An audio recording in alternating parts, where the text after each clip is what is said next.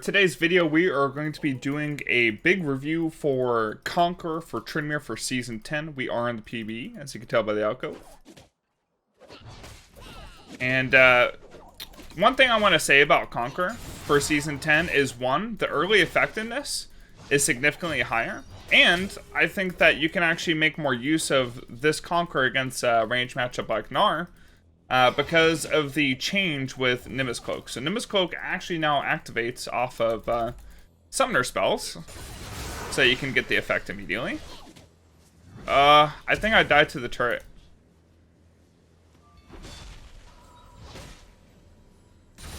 So I was just waiting so I can E-flash there. If I flashed in and autoed before, I wouldn't be able to spin out because my spin's on cooldown, right? So I just waited for the E-flash afterwards. But anyways, we're able to get those longer extended trades more easily because of using Ghost Flash against something like Gnar.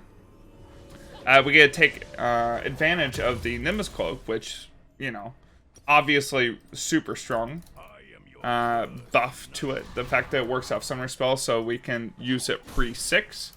And we don't have to use it at the very end. We can use it on the engage. To stack up our Conquer. Plus, I have a pretty nifty build in mind that works really well against Gnar in particular, and can take advantage, or actually it can make our Conqueror the most effective. So, what I'm thinking is, we're going to start off with Tiamat, because Tiamat's just a really strong early game. Oh no, I don't think I can help. I mean, Gnar's right here. I'd lose too many minions, and he's probably dead anyways, even if I went down and helped.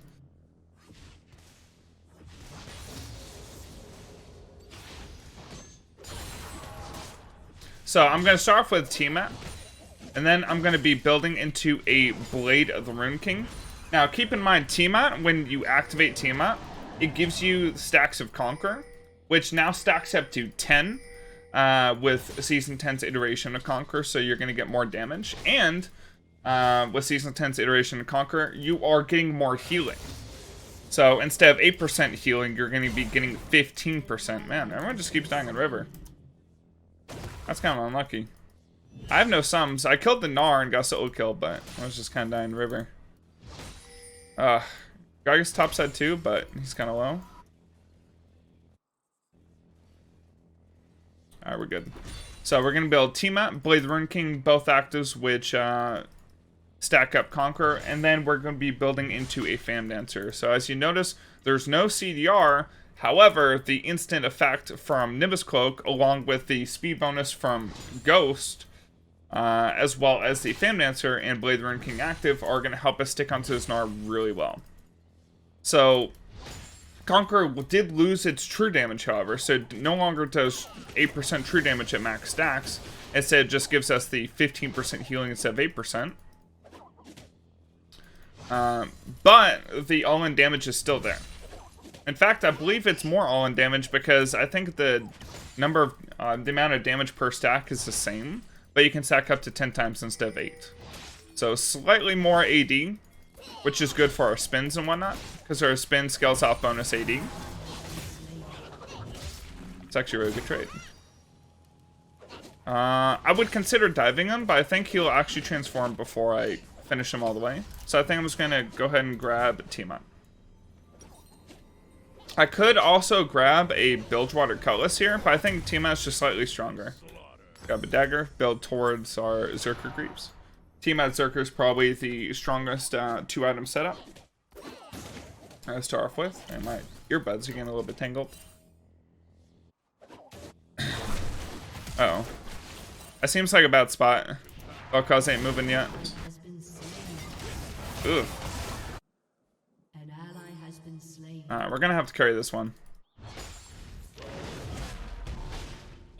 So our team is pretty massively behind. So we got the wave in a really good spot here. Gnar is tired.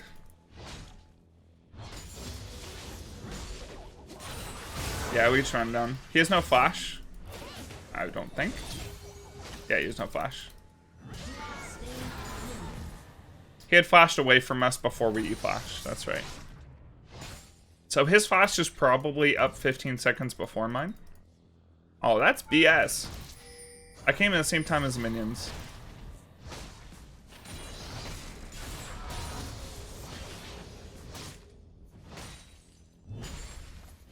Let me get one plate and all back. Yeah, this extra damage from Conquer is actually really nice.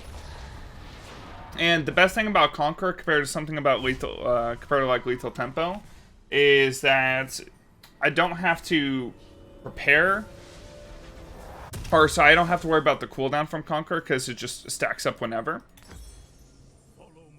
And in a longer extended fight, so longer than like a Lethal Tempo activation would last, Conquer is actually going to be better.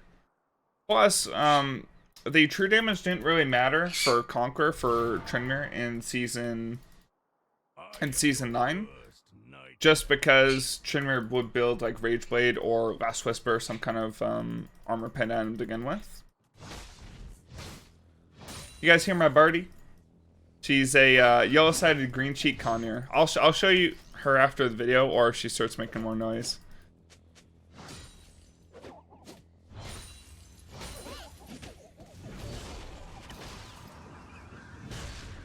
I think she's wanting some attention.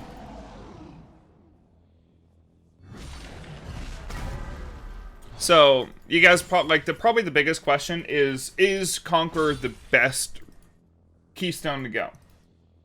As I said with my my best build for Tryndamere Season 10,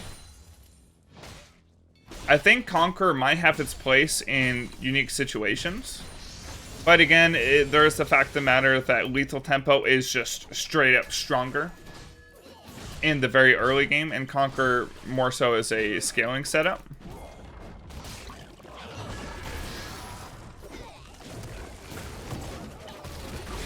I think we got this.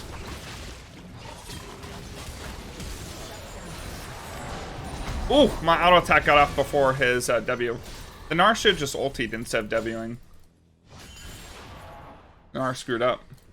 I think he was going to W and then ulti, but he should have just ultied then W'd. So, really good gank from my Zac. The Gragas actually countered it pretty hard with the ulti. But Zac still hit the Q. It was A-okay.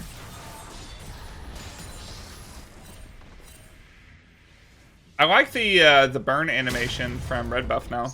Did you guys see the difference? Well, one, like, it looks kind of cooler around you. It's not called Red Buff, it's called, like, Crest of Cinders.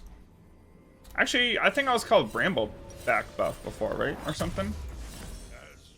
Well, either way, it looks different. I think it does the same thing. I don't think they changed the actual stats, they just changed the look. You know, because right every now and then just wants to update textures and whatnot. Just like they did with the Tryndamere visual effects update they did a while ago. The one that took away Tryndamere's ability to spin laugh, which sucks for me because I love doing it.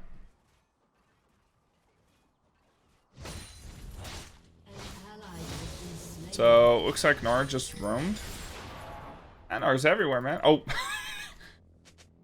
Okay. This Gnar's going lethality, man. That's pretty hype, not gonna lie. He's gonna get that Youmu's. He's gonna try to kite me with the Youmu's.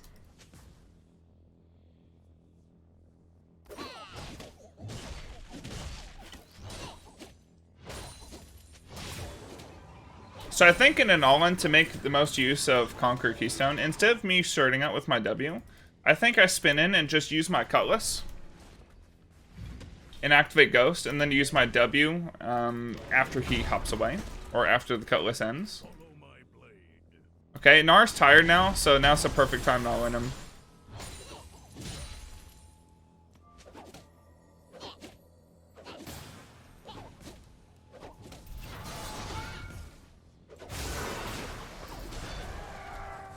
That's the squishiest Gnar I've ever played against. That's what he gets for building with Alding. Damn, Senna trying to wipe me with that. Actually, I don't think that it does... Ooh. Okay, maybe if I did get hit by Senna ult, then I would have died to the Draven ulti. Damn, shouldn't they focus our own lane?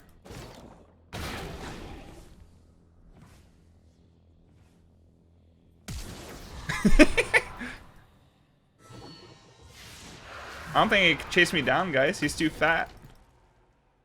I am your worst. Although he can certainly try.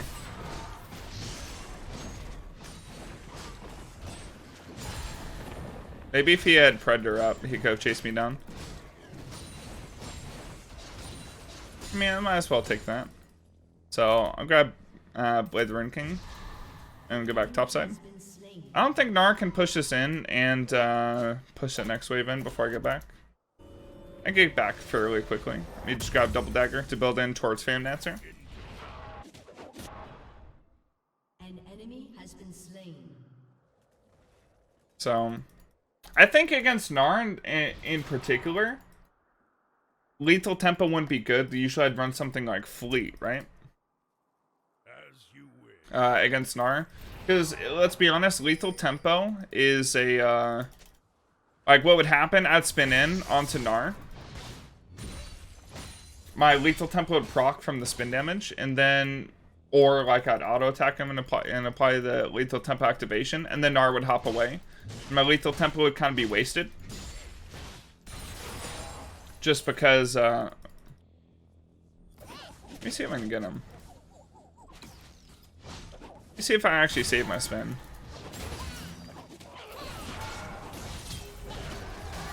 Honestly, Lethality does damage, but he's just so squishy.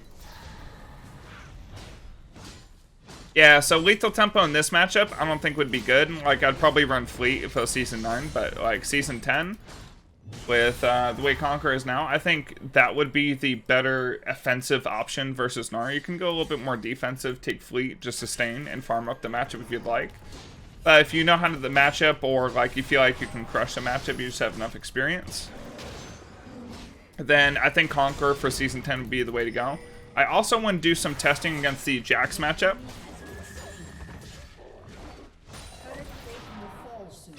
Dude, this guy keeps trying to chase me. Okay, let's back up. You coming back?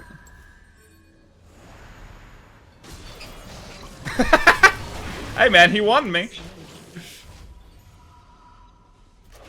Alright, let's get, wait, honestly, we're so close to Fame Dancer. Rift Herald Gold would give us Fame Dancer, I'm pretty sure. It gives 100, right? Actually, I forgot. Or maybe they changed it for Season 10 too, I'm not sure.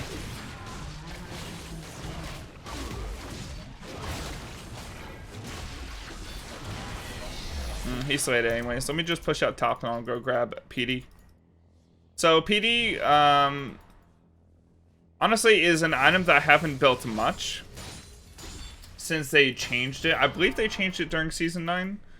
I forget. It's been a while. It's been like multiple months since they changed PD. But ever since they changed PD, it hasn't been the best on Trinmere. Because it gave a shield, which most of the time you don't use. You'd rather have the flat damage reduction that I had before. But with this particular build and setup, the attack speed plus the movement speed on hit and the ghosting effect to allow us to stick to someone who kites us as well as Gnar does would be extremely effective. So, like, this combination of items is something that I've been running into something like Quinn, Gnar, and other matchups which rely heavily on just move speed kiting. Or have some kind of dash or hop away or something to get away from you. Oh yeah, I forgot, like, you don't have to sit there and channel the ulti. Or, sorry, not the ulti, the Rift Herald. You just press the button and it goes. I mean, it still takes a couple seconds to summon, but you don't have to sit there doing whatever.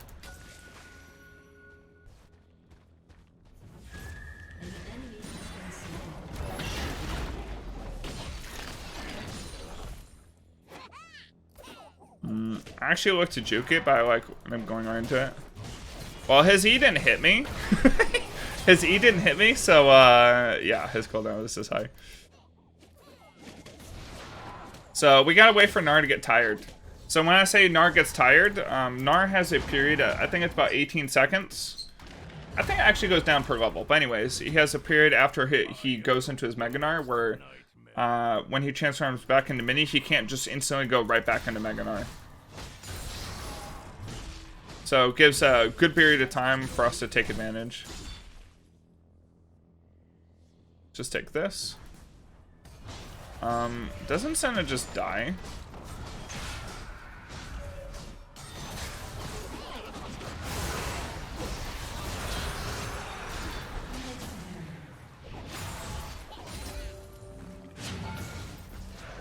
And that Fan Dancer move speed actually helped out quite a bit there. Does Zed kill me? Probably, actually. Let me back off. I just don't see Zed on the map, and he's got 3 kills, so. Actually, gonna back up a little bit more. Okay, maybe a lot more, since they saw me there.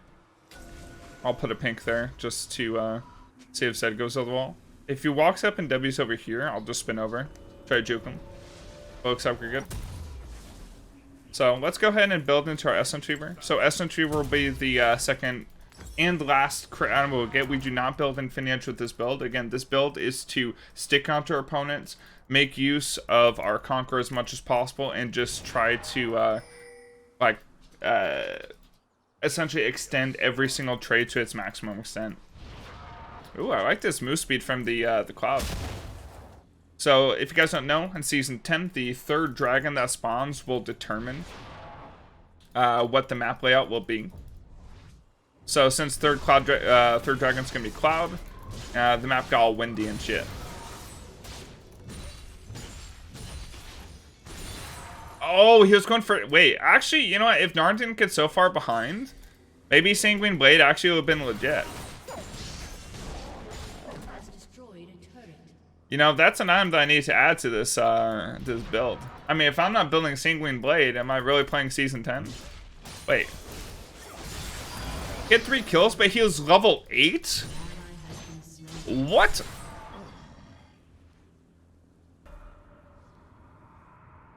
Alright, Senna. Wait, how is that AFK or something?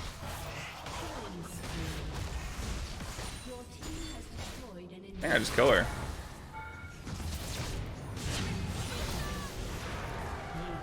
Can't waste. We gotta wait for super minions before we can actually end the game with that, though. Plus, I'm pretty low. I'm gonna go over here and see if I can snag this red buff. Hell yeah. I knew the guy was to leave it for me. What a nice guy. Your team has destroyed a turret.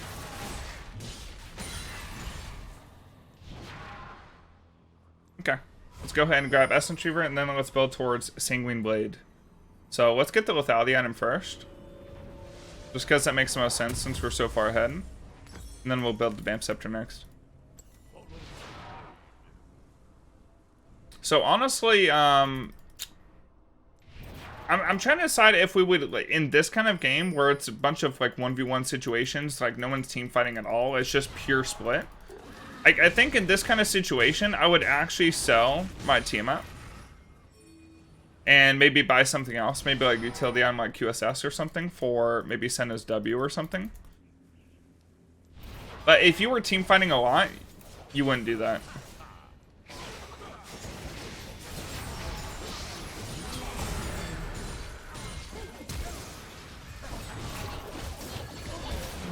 Wait! Okay, so I got my Conqueror stacked all the way up, and I just 2-shot that Gnar! Okay. So, last 2 items, probably Sanguine Blade, maybe like a QSS or something. Anyways, let me guys know what you guys think of the video. Leave a like, subscribe, all that stuff, and I'll see you on the next video. Thanks for watching.